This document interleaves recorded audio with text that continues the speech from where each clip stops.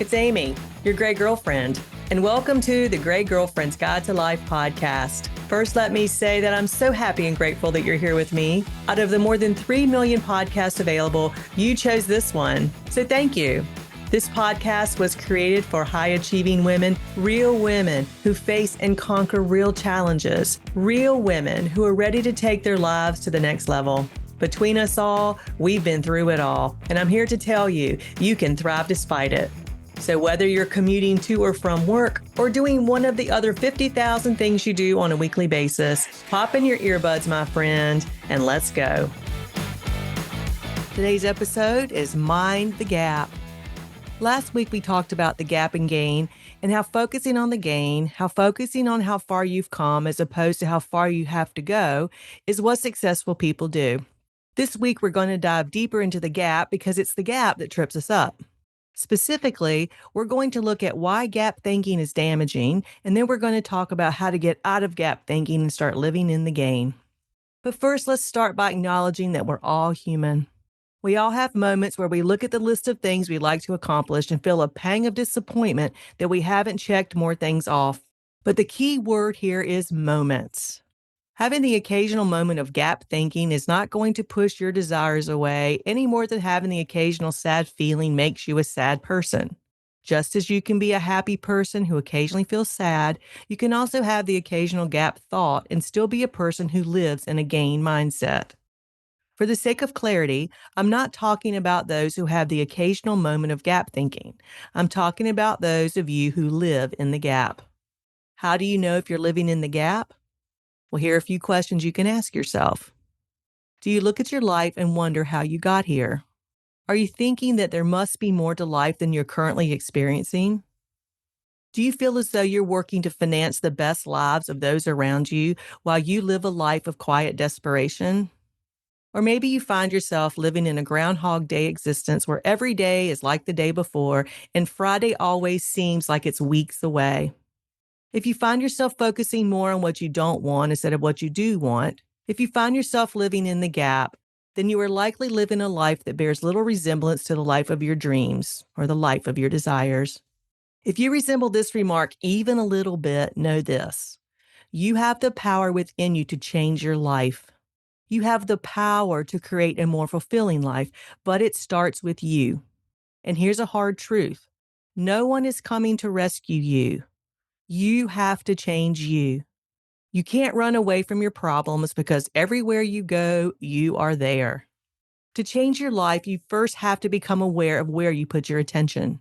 Are you focusing on what you want in life, or are you focusing on what you don't want? For example, if you want to make partner at the firm, are you focusing on making partner, or are you focusing on not being partner? If you want more love in your life, are you focusing on finding love? Are you focusing on not having it? If you want to make more money, are you focusing on making more money, or are you focusing on not having enough? If you want to drop 25 pounds, are you focusing on being more fit, or are you focusing on being overweight? See the difference? When you become aware of where you're putting your attention, you can then deliberately put your attention on what you want. Why is this important? Why is it so important to nip gap thinking in the bud? Because focusing on what you don't want, focusing on the gap between where you are and where you want to be is destructive. Gap thinking is so destructive because you're constantly focusing on what's missing, what's wrong, or how far you have to go. As I mentioned last week, the gap mindset is a recipe for unhappiness and low self-esteem and even physical stress. Here's what gap thinking or living in the gap does to you. First, it can create chronic dissatisfaction. No matter how much you accomplish, you always feel as though you're falling behind. It also erodes your self-worth. If you measure yourself against some image of perfection, you will always come up short. It also triggers toxic stress. The constant sense of falling short can erode your mind and your body over time, leading to anxiety or depression or even physical health issues. And thinking in the gap also amplifies trauma. When you fixate on what you lack, especially in the wake of past hurts, you reinforce the feelings of resentment and helplessness, which only deepen your emotional wounds. And there is a cumulative effect. Gap thinking becomes a self-fulfilling prophecy. The more you focus on what you lack, the more lack you experience. Why is this, some of you may ask? Well, here's the answer. We know how the mind works. We know that the mind responds to the words and the images we install. We know that we make our beliefs and then our beliefs make us. In short, it's your self concept, it's how you see yourself. When you live in the gap, you attract more lack. Your reality becomes a mirror of your inner state. You also reinforce those limiting beliefs. Every time you focus on what's missing, you strengthen the neural pathway that keeps you stuck. You also resist positive change. So even when opportunities arise, you may not see them or you may sabotage yourself because your self concept hasn't shifted. In short, if you think you're a loser, then chances are your life reflects that belief. Conversely, if you think you are worthy of great success, then chances are your life reflects that belief. And if you think you fall somewhere in between, chances are your life reflects that too. As my clients, friends, and followers often hear me say, what you tell yourself about yourself impacts every decision you make. Every decision. Why is this? Well, that's because thoughts become things. Thoughts lead to feelings, and those feelings lead to action, and those actions create results. For example, thoughts of good health create feelings of good health, which result in making healthy decisions, which create improved health. Thoughts of anger create feelings of anger, which result in situations that make you angry, which create more anger. Thoughts of abundance create feelings of abundance, which result in opportunities that create abundance, which result in more abundance. Thoughts of love create feelings of love, which result in situations where you can give and receive love, which results in what? More love, of course.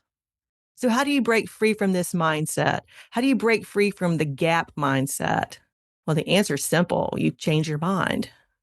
Back in the 80s, there was a group called Sister Hazel, and they had a song called Change Your Mind. And don't worry, I'm not going to sing it, but I will share some of the lyrics with you.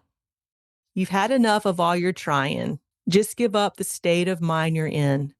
If you want to be somebody else, if you're tired of having battles with yourself, if you want to be somebody else, change your mind. I find that very powerful. So if you want to change your mind, my friend, here's a practical roadmap you can use, and there are 4 steps. Step 1, direct your imagination. Instead of dwelling on what you don't want, deliberately imagine what you do want. See it in your mind's eye. Feel the feeling of the wish fulfilled and assume it's already yours. Set aside some time each day to visualize. It doesn't have to be an hour, it can be 5 minutes. So start with 5 minutes in the morning and 5 minutes at night before you go to sleep. And to make it super easy, choose a tune, preferably an instrumental that makes you feel like you will feel when you've accomplished what you want to accomplish, and visualize what you want while you're listening to that tune. In a very short time, you'll be able to play that tune anytime and anywhere and automatically see that which you want in your mind's eye and be transported to the feeling of having it. Step 2, practice gratitude daily. It's widely held that gratitude is powerful. By focusing on what you're thankful for, you shift your attention from lack to abundance, training your mind to notice gains rather than the gaps. Now, here's a sidebar on gratitude. You can be grateful for what you have and still want to acquire more. Those two things can be true at the same time. For example, you can be grateful for the money you have and you can still want more money. Because you know what? The more money you have, the more good you can do in the world.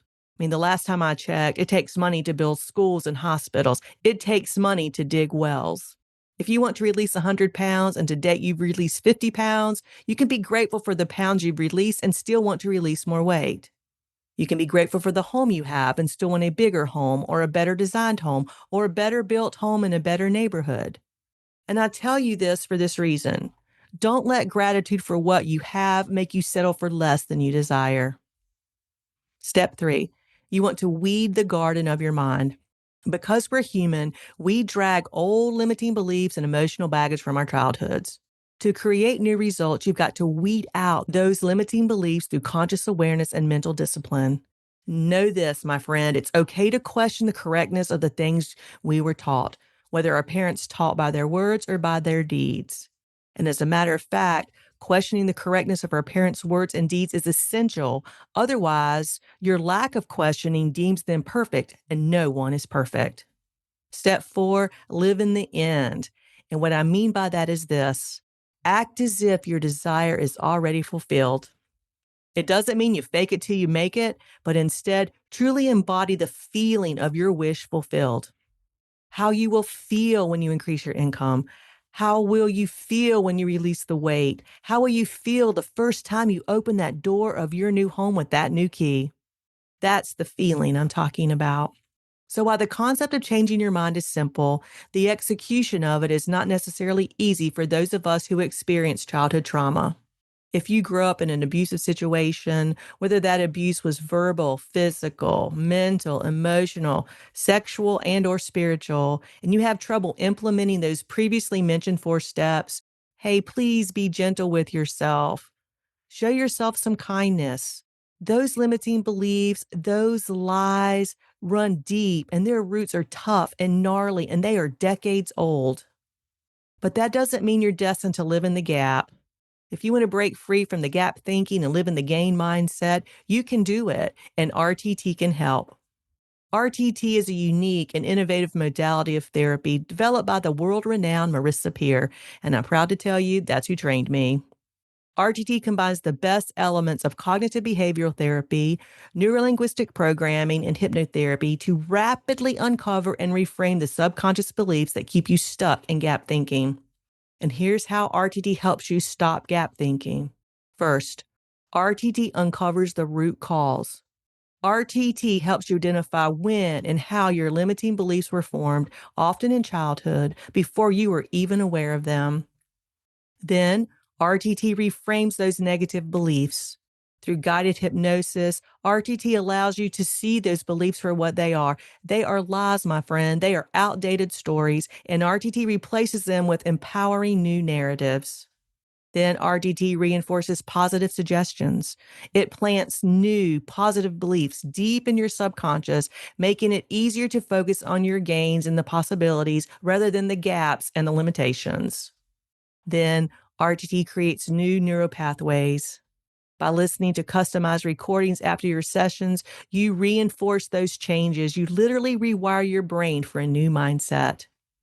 RTT creates rapid, lasting change. Unlike traditional talk therapy, in most cases, RTT delivers results in 1 to 3 sessions, helping you break free from old patterns quickly and effectively. So let's put it all together so you can move forward in a new, empowering way. If you're serious about changing your life and enjoying the journey on the way, here's a simple action plan. First, notice the gap. When you catch yourself focusing on what's missing, pause and take a breath. And then acknowledge that thought without judgment. 2, shift your attention. Tell yourself, look how far I've come. Stand in front of a mirror and do it. That is so powerful. And then feel good about how far you've come. Celebrate even your smallest wins. We're taught to only celebrate the big wins, but celebrating all wins, big and small, trains our brains to notice more wins, to notice how things are actually going our way. Then you want to use your imagination. Visualize your goals as already achieved. Feel the satisfaction now. You also want to practice gratitude. Make it a daily habit to list what you're thankful for. And lastly, consider RTT. If you find yourself stuck in old patterns, reach out. I can help you uncover and reframe the beliefs that are holding you back. You are not doomed to live in the gap, my friend. With the right mindset and the right tools, you can transform your self-concept. You can rewire your subconscious mind and start living from a place of gain. Are you ready to step out of the gap and into your gain? The power is already within you, and now it's time to claim it. Wishing you peace and plenty of gain. Until next time, this is Amy, your gray and gain-minded girlfriend. Hey, it's Amy. Did you know that what we tell ourselves about ourselves impacts every decision we make? Every decision. So if you're feeling stuck in any aspect of your life, RTT can help. Want to know more? Go to amyblairlawson.com or click on the calendar link in the show notes to schedule your complimentary 30-minute consultation. Oh, one last thing. I can't forget the legal stuff. You know what I'm talking about. The language a lawyers write that I have to read to you. Well, here it goes. This podcast is for educational and entertainment purposes only. While I am a rapid transformational therapy practitioner, a certified divorce financial analyst, and a licensed investment advisor, this podcast is not intended as a substitute for a private session or a consultation. Got it? All right. Until next time, wishing you peace and plenty of all good things.